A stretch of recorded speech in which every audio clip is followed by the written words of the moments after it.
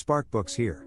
Today, I'm going to explain the book, Because Internet, by Gretchen McCulloch. Take care, enjoy the book, and have a nice day. It's common knowledge that the internet has profoundly changed society, and Because Internet, 2019, looks at one specific and significant change: how online culture has transformed the English language. These sparks show how the web has created new linguistic rules, remixed old ones, and democratized writing itself. Along with these shifts, prepare to explore the memes, emoji, and demographic makeup of the internet. Key idea number 1. Internet writing exploded. Writing usually conjures up images of books, magazines, and newspapers. These media taught most of us to read. School essays and exams teach us to write. These mediums are fine, but they all need formal writing. Formal writing is any edited prose that emphasizes form above style and creativity. You self-edited your 10th grade English essay since you were aware of spelling, grammar, and syntax. Formal writing dominated reading for a long time. Why waste money printing misspelled words and boring sentences? Internet and cell phones revolutionized everything late last century. These technologies made writing a daily need for most individuals. Emails and texts replaced phone calls. Start a blog to reach thousands of people without an editor's approval. We wrote informally for these new daily messages. This is spontaneous, uncensored writing. Texting and online chats are natural and conversational. Informal writing exploded, changing language and communication. In professional writing, acronyms like NASA or NATO save space. Since the informal writing burst, people have used acronyms for the same rationale, but with different effects. Most people know BTW means by the way, while OMG means oh my god. Thus, teachers and dictionary editors no longer dictate language standards. We all create new expressions on the internet. Key idea number 2. Internet linguistics is new and interesting. Take an east to west US road journey. New Yorkers and Washingtonians call sugary carbonated drink soda. Driving west, you'll hear it termed pop from Detroit to Utah. Soda returns in Arizona or California. Why? If this observation intrigues you, you might be a good linguist. They're curious about communication differences. Since the mid-19th century, linguists have explained why language varies and what determines our expression. Internet research has greatly aided them. Cyberspace altered linguistic research. Linguists used to record or transcribe individual conversations for analysis, but this was time-consuming and individuals might change their speech in front of a researcher. Today, researchers can analyze millions of informal and organic social media posts and text conversations. Let's examine 2 linguistic hypotheses of why we speak differently and how internet linguistics strengthen them. First, networks matter. Family and professional networks influence linguistic habits. In 1970s Northern Ireland, linguist Leslie Milroy studied how car became care. Milroy observed young women initiating change in a Belfast neighborhood in transition. These women worked in the same out-of-town store where customers and staff used the new pronunciation. Milroy's study also highlights the impact of strong and weak relationships. Social science phrases describe your relationship to others: strong for close friends and family, weak for casual acquaintances. Milroy found that having several weak linkages exposed the speaker to alternative styles of talking, which caused linguistic change. Strong ties share language. Thus, the internet accelerates language changes. Social media, forums, and chat rooms provide weak ties on the internet, because it encourages you to follow strangers. Twitter drives language change. Who uses the internet, and when did they start? Discover next blink. Key idea number 3. Internet users can be categorized by when they joined. Internet users are surprisingly easy to categorize, and your communication behaviors depend on your group. Old internet people shaped internet language. According to linguist Selakoko Mufween, the founder effect asserts that the early members of a linguistic group have a disproportionate influence on its later development. Early internet users were the first, because getting online needed coded commands and programming languages. They had considerable computer literacy. The internet exclusively drew techies, so everyone had something in common. Usenet and Internet Relay Chat were their hangouts. Old internet users used abbreviations like BTW and FYI. They created emoticons like smile and frown to express emotion. Full and semi-internet people were next online. When the internet became mainstream in the late 1990s and 2000s, these logged on. Full internet users were younger and still in school. They chatted with friends on MSN Messenger and AOL Instant Messenger. Semi-internet people use the internet for business and other practical chores like reading the news. They may retain real-world interactions online but are more wary about electronic communication. They excel at Photoshop and Microsoft Office. Pre- and post-internet people followed online. Post-internet people grew up with Facebook, Twitter, and Instagram. Pre-internet people are older people who were afraid of the learning curve. When the internet became essential for passport applications and weather updates, pre-internet people were forced online. Key idea number 4. Internet typography is distinctive. The era now means passive aggressiveness in online conversation. Today, we chat on a single screen. This format encouraged separating clauses with new messages rather than periods. Periods began to indicate displeasure or passive anger. By 2013, prominent newspapers like the New Republic noticed this development. Internet users use uppercase to emphasize or shout. Online communication loses many tools. We shout when we want to stress words or speak louder, faster, or higher. Capitals replace these to provide complexity to our real-life expressions. Even the smiley smile emoji is difficult once we look past its disarming grin. Again, it replaced a genuine smile lost in cyberspace. This helped clarify text messages, which are more ambiguous than voice. Today, your best friend uses "you're a nasty person" to joke. Your employer may text "don't forget to be on time tomorrow" with a smiley to reduce aggression, to politely address your tardiness.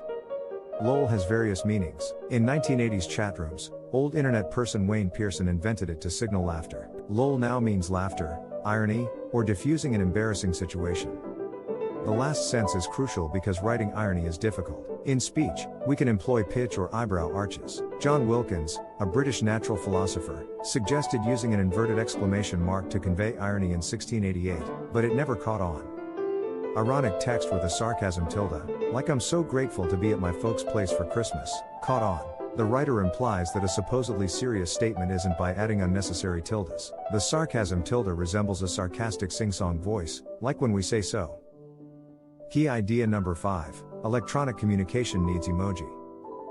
We all know a few emoji haters, who refuse to utilize the bright, comical graphics we place into electronic conversations. They may prefer simple emoticons like frown because they remember a time before emoji. They may think emoji cheapen writing and worry that new symbols will dilute language. Emoji help convey meaning and context. Birthday messages are exemplary. Friends' happy birthday texts often include emojis like the birthday cake, balloon, and gift. We also use sparkles and hearts with context-dependent emoji. Emoji, like them or not, lend meaning to our informal writing. They provide color to our conversations. Emoji are here to stay in mainstream culture. Emoji became famous worldwide in the 2010s after Apple and Android phones supported them. SoftBank originated them in the 1990s. The library grew from 608 symbols. All major phone providers support over 2,800 emoji. Why did emoji become so ubiquitous online? It relates to the previous blinks argument. Writing eliminates numerous communication instruments. Emoji help. 2 emoji perspectives are really useful. First, symbolism. Gesturing, such as holding your hands apart to imply a fish was this huge, is a physical motion. Theorists define symbol gestures as name gestures. English dictionaries define winks and thumbs ups, which every English speaker knows. Emoji's popularity is partly due to their addition of emblem gestures to text. Flipping off, waving, wishing luck, and rolling our eyes are now available on smartphone keyboards. Emoji can also be illustrations. Emoji help convey meaning and context. Birthday messages are exemplary. Friends' happy birthday texts often include emojis like the birthday cake, balloon, and gift. We also use sparkles and hearts with context-dependent emoji. Emoji, like them or not, lend meaning to our informal writing. They provide color to our conversations. Key idea number 6. Ray Oldenburg's third location is social media and online communities. In 1989, sociologist Ray Oldenburg developed the phrase "third place," pessimistic about technology's impact on society, especially TV. Oldenburg used this phrase for social places separate from home and work. Third places encourage leisure, discussion, and playfulness. Oldenburg considered pubs and cafes fundamental to social life, civic involvement, and democracy. Although he wouldn't agree, social networking sites are third places. We see regulars and newcomers interacting in the third location of our social networks. We observe others' regular routines and follow big life events. We're caught up when we talk to old friends. Adolescents now hang out on social media, notably Facebook. On weekends, more youths communicate, post, and flirt online instead of bowling. In a surprise turn, post-internet teens aren't having sex or drinking as much as earlier generations.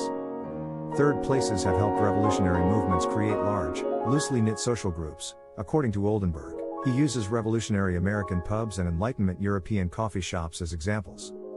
This only supports social media as a third place. During the 2011 Arab Spring, Twitter was the main instrument for coordinating protests and communicating opposition. Third places include internet forums and communities. Reddit, the largest online forum, has over 1.2 million communities on topics including cosmetic artistry and 3D printing. These are third places like pottery classes. You go for the material, but then you recognize names and faces. You soon attend for social reasons. Key idea number 7. Internet memes are subculture jokes.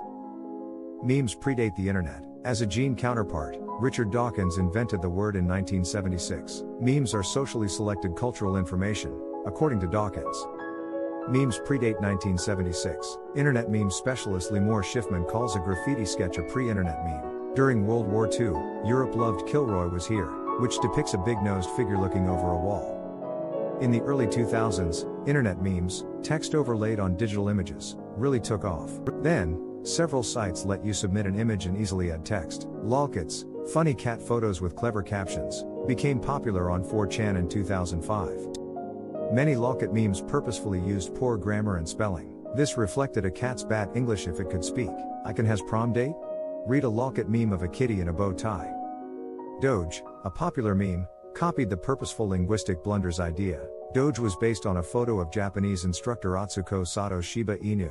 The meme was altered by many subcultures to reflect their gags, always preserving Doge's unique linguistic approach. Gamer memes included Doge crudely photoshopped into a soldier's outfit. The meme spelled up Call of Doge in the Call of Duty typeface with other words like wow, so pro, and much tough around the photo. Memes' popularity goes beyond their ease of production and distribution. Memes frequently require community membership. Members have a sense of belonging and others feel excluded. From informal language to Call of Doge, the internet has revolutionized how we interact and accelerated development. The internet has accelerated English's constant change. The growth of informal writing by regular people online, free from editors and English teachers, is ideal for linguistic innovation. Because gestures and tone of voice are lost in writing, humans have devised inventive new ways to communicate. Memes, for instance, are a unique internet technique to develop in jokes and feel like part of a group. To view more content like this, subscribe. Don't forget to like and turn on notifications. The channel really benefits from it. I appreciate you being here.